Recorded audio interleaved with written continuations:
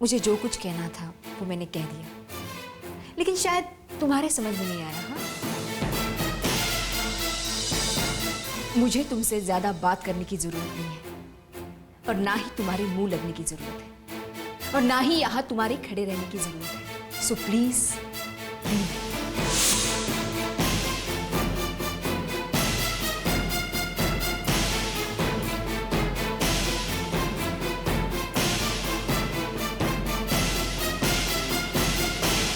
कहाँ गई थी तुम? जिया के कमरे में। तो फिर गई जिया के कमरे में? फिर तुमने उससे कुछ उल्टा सीधा कहा होगा, उसे परेशान करने के लिए, उसे अपसेट करने के लिए। जिया की परेशानी का कारण तुम हो, सिर्फ तुम। तुम अच्छी तरह जानती हो सीरियस है, फिर भी तुम उसे अपसेट करने में बाज नहीं आओगी। क्यों?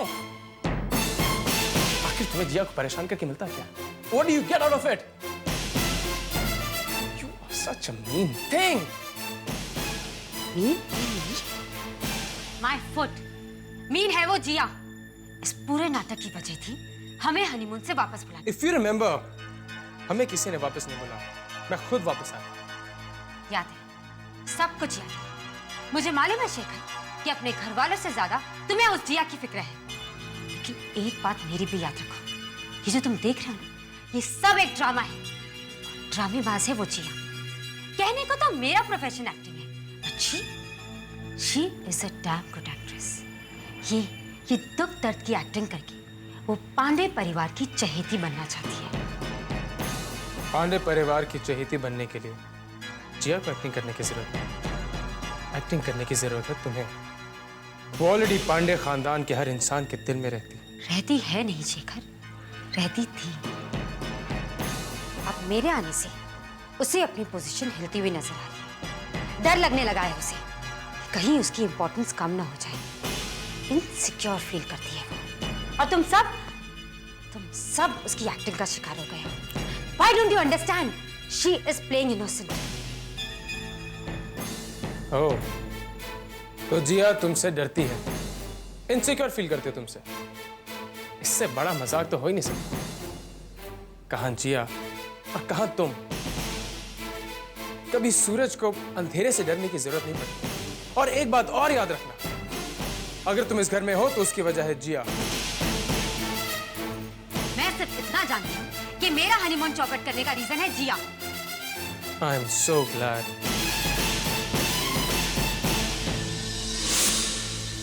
तुमने मुझे अंधेरा और जिया को सूरज कहा। तो एक बात याद रखना शेखर, कि अब इस घर में अंधेरा ही छाएगा। तुमने मेरी इंसल्ट की है जिया, तुम्हें तो इस घर से जाना होगा। Just wait and watch.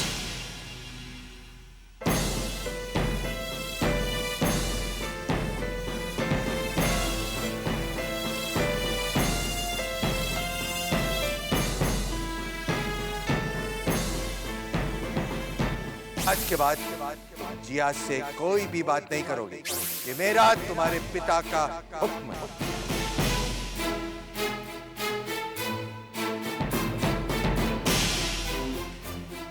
Shekhar, मैं जानती हूँ तुम बहुत अपसेट हो। आई एम सॉरी शेखर, मेरी वजह से तुम्हारा हनीमून खराब हो गया। लेकिन तुम इतने ही दुखी हो तो हनीमून से वापस लौटे ही क्यों?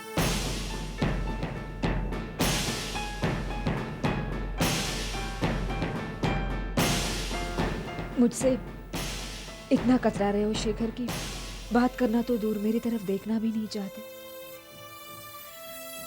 क्या तुम मुझे बिल्कुल भुला चुके हो? क्या तुम्हारा मुझसे कोई वास्ता नहीं है? क्या तुम्हें मेरी जरा से भी फिक्र नहीं होती? मेरी फिक्र नहीं है तो ना सही, लेकिन हमारे होने वाले बच्चे की भी फिक्र नहीं है। कम से कम उसके बारे में एक बार तो पूछ लिया होता। तुम वही शेखर हो ना जो हमारे होने वाले बच्चे के बारे में कैसे कैसे ख्वाब देखा करते थे, और आज उसी बच्चे को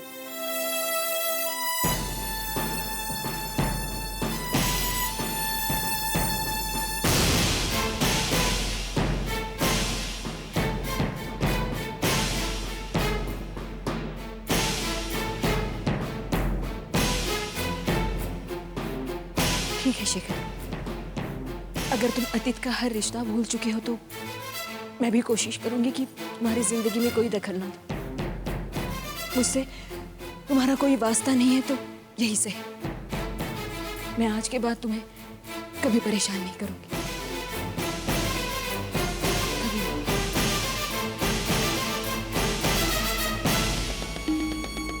क्या बात है, बड़ी फुर्सत में लग रही हो? ऐसा क्या मिल गया भाई जो इतनी रिलैक्स लग रही हो? मैं आपका मतलब नहीं समझी। यही तो मैं कहना चाह रही हूँ कि तुम कुछ नहीं समझती, बहुत भोली हो। तुम तो सिर्फ पर्दे पर की हीरोइन बनकर रह गई हो, और उधर जिया ने एक ही रात में हकीकत में घर की हीरोइन बनकर दिखा दिया। एक झटके में सारी बाजी पलट दी। ऐसा कुछ नहीं है, वक्त आने पर मैं भी अपना जवाब दूंगी। ये सब तो पहले वार के खेल होते हैं। जिसने पहला वार कर दिया, पलड़ा हमेशा उसी का भारी रहता है। कहीं ऐसा ना हो कि तुमसे पहले जिया का सही वक्त आ जाए।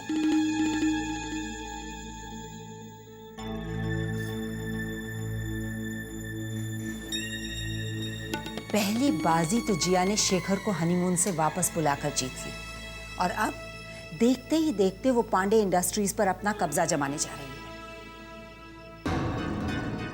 आप शायद भूल रही है कि मैं कौन हूँ, मेरे पास कितना पैसा है। मुझे पांडे परिवार के बिजनेस में कोई इंटरेस्ट नहीं है। मेरा मतलब सिर्फ शेखर से है, और नेत्रा जो चाहती है वो हासिल करके रहती है। यहीं तो तुम मात खा रही हो। बात बिजनेस की नहीं है। इस बार जिया ने बहुत गहरी चाल चली है, और इसमें उसने अपनी माँ की भी मदद ली है। जिया के कहने पर ही अनसुईया जी ने पांडे इंडस्ट्रीज के शेयर में हिस्से की बात ज्ञान जी से की, और नतीजा ज्ञान जी ने अपने हिस्से के सारे शेयर्स जिया के नाम कर दिए, और पांडे इंडस्ट्रीज में सबसे ज्यादा शेयर्स ज्ञान भाई साहब के हैं। यानी एक तरह से पूरे बिजनेस की मालिक हुई जिया, और अब तो वो ऑफिस भी जाना शुरू कर रही है। हाँ तो ठीक है, इन सब बातों से शेखर का क्या रिलेशन है? जिया की गोद में जल्दी ही शेखर का बच्चा और इस घर का चिराग आने वाला है। इधर जिया बिजनेस पर अपनी पकड़ मजबूत करती जाएगी, और उधर शेखर बच्चे के आने के बाद खुद ब खुद जिया की तरफ खींचता चला जाएगा। बिजनेस और भावनाओं दोनों की बागडोर होगी जिया के हाथ, और इसी के बलबूते पर वो शेखर को तुम्हें इस घर से निकालने को कहेगी। अभी तो तुम साम दाम दंड भेद किसी भी तरह शेखर को अपने पास रोक लेती हो, पर एक बार बच्चा आ गया तो उसकी ममता का जादू शेखर पर ऐसा चलेगा कि तुम्हारी सारी कोशिश धरी की धरी रह जाएगी। सोचना इस बारे में। मेरा तो भाई काम ही है तुम्हें आगाह करना।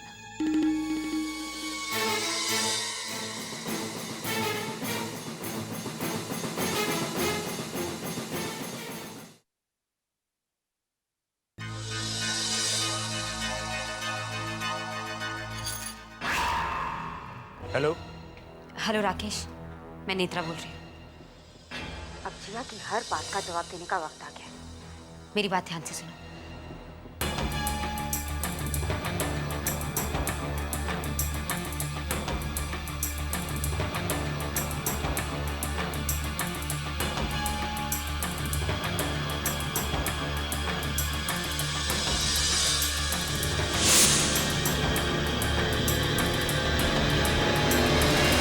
जिया मैं ऐसे ही अपना करियर छोड़कर इस घर में नहीं आई हूँ।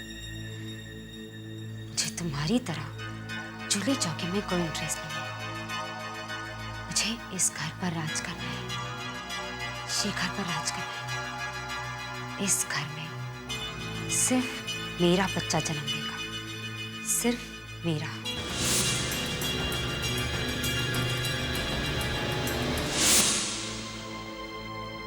जी हाँ बेटा, बेटा ये दूध का गिलास लेकर मैं तुम्हारे ही कमरे में आ रहा था। चलो बेटा दूध पी लो।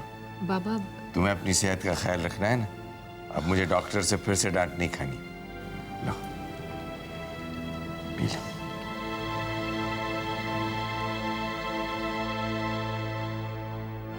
अब ठीक है। बाबा, आपने जो फैसला लिया है वो मुझे मंजूर नहीं है। मुझे आपके शेयर्स नहीं चाहिए। क्यों नहीं चाहिए? बेटा, जो हक तुम्हारा है वो तुम्हें क्यों नहीं चाहिए? बाबा, वो मेरा हक नहीं है। मैं जानती हूँ माँ की बात का आप बुरा मान गए। नहीं बेटा, तुम्हारी माँ की बात का भला मैं बुरा क्यों मानूंगा? उन्होंने तो मुझे अपनी जिम्मेदारियों का एहसास दिलाया है। मैं तो उनका शुक्रिया अदा करना चाहता हूँ। बाबा, देखो बेटा, अब तुम पांडे इंडस्ट्रीज की बोर्ड ऑफ डायरेक्टर्स में हो, और बेटा घर बैठे बैठे तुम्हारा टैलेंट वेस्ट होगा। इसलिए मैं जानता हूं कि डॉक्टर चाहे कुछ भी कहे, लेकिन मेरी बेटी का इलाज काम करने में। बेटा, कल से तुम ऑफिस जाओगी, सारा काम तुम्हें संभालना है। बाबा, आप मुझे बहुत बड़ी जिम्मेदारी दे रहे हैं। और मैं जानता हूं बेटा कि तुम ये जिम्मेदारी संभालने लायक हो। बाबा, मुझ पर इतना भरोसा? जिया, अपने आप को पहचानो बेटा। अपने आप पर तुम खुद भी भरोसा करना सीखो। कल जब तुम्हारा बच्चा होगा तो तुम अपनी क्या पहचान बताओगे उसे? जिया, तुम्हें कुछ ऐसा करना है जिससे तुम्हारे बच्चे को तुम पर गर्व हो। ऐसे मुकाम तक पहुंचाना है तुम्हें अपने आप को, और फिर तुम इस परिवार और इस बिजनेस का एक अहम हिस्सा हो बेटा। जिया, अपने लिए ना सही, अपने बच्चे के लिए इसे एक्सेप्ट कर लो। आज के लिए इतना लेक्चर काफी है, नहीं? अब तुम जाओ बेटा, जाकर आराम करो। कल तुम्हारा ऑफिस में पहला दिन होगा।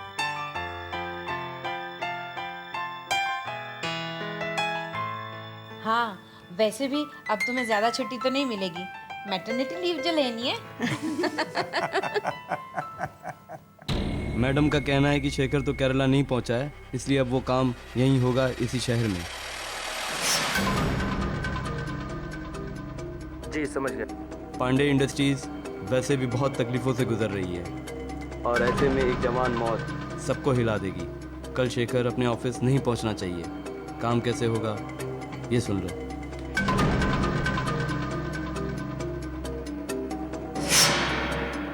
गाड़ी का नंबर है MS04BY8223। पर होशियारी के साथ, कोई तुम्हें वहां ना देखे। जी ठीक है।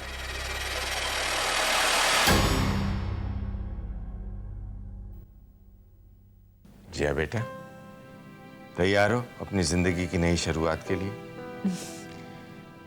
बाबा, इस शुरुआत में आप मेरा साथ नहीं देंगे?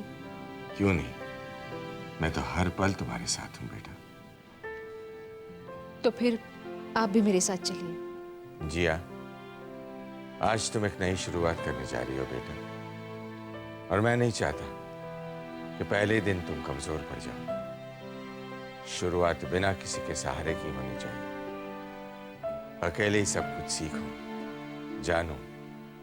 जो परिस्थितियां तुम्हारे फेवर में नहीं हैं, उन्हें तुम्हारे अपने फेवर में कैसे करनी चाहिए, ये सबक लो बेटा।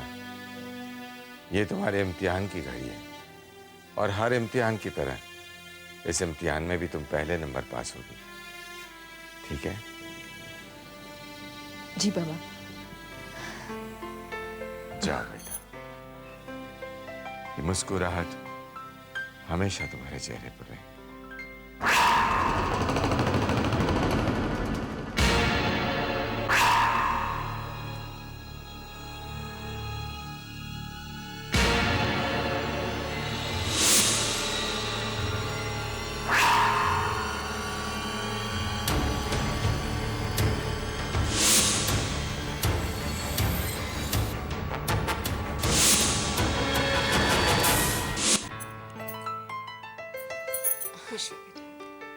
माँ, मुझे आशीर्वाद दे दीजिए ताकि मैं सबके विश्वास को निभा सकूं।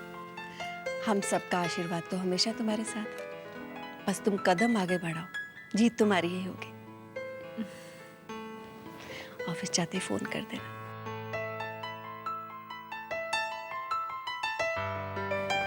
शेखर, तुम तैयार हो? चले चलिए भाई। आज मैं तुम्हारे साथ तुम्हारी गाड़ी पे चलता हूँ।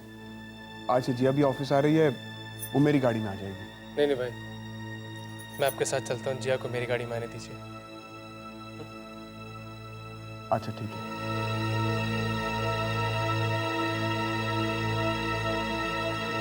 जिया, हम लोग निकल रहे हैं। तुम शेखर की गाड़ी से ऑफिस आ जाना। शेखर मेरे साथ जा रहा है।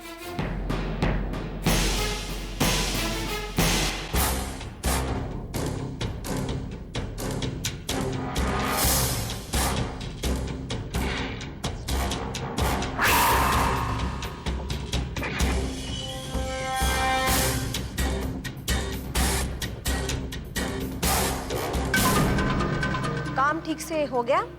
सब काम बराबर हो गया और टाइम से हो गया। इस बार भी अपन ने सब ठीक तरह से कर दिया।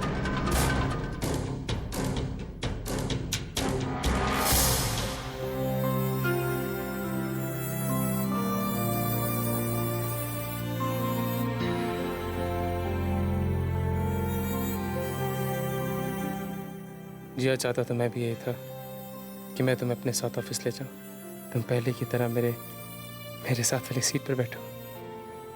सफर ऐसे कट जाता कि पता भी ना चलता, पर हालात ने मुझे इस मोड़ पर लाके खड़ा कर दिया कि आज मैं और तुम एक ही जगह जा रहे हैं, पर साथ साथ नहीं।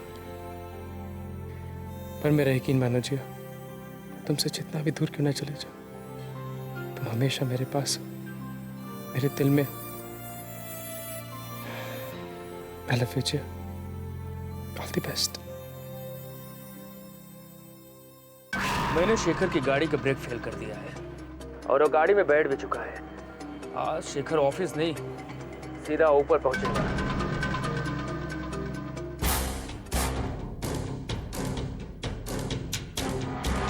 भाई चले?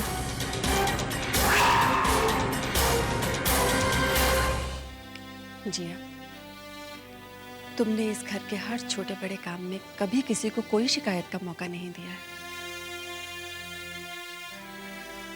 अब ऑफिस में भी इसी लगन के साथ काम करना, सबका प्यार और इज्जत पाना, पूरे जोश और विश्वास के साथ काम करना। और हाँ, सबसे इम्पोर्टेंट बात यह है कि अपना ध्यान रखना, काम में अपने आप को निग्लेक्ट मत करना बेटा।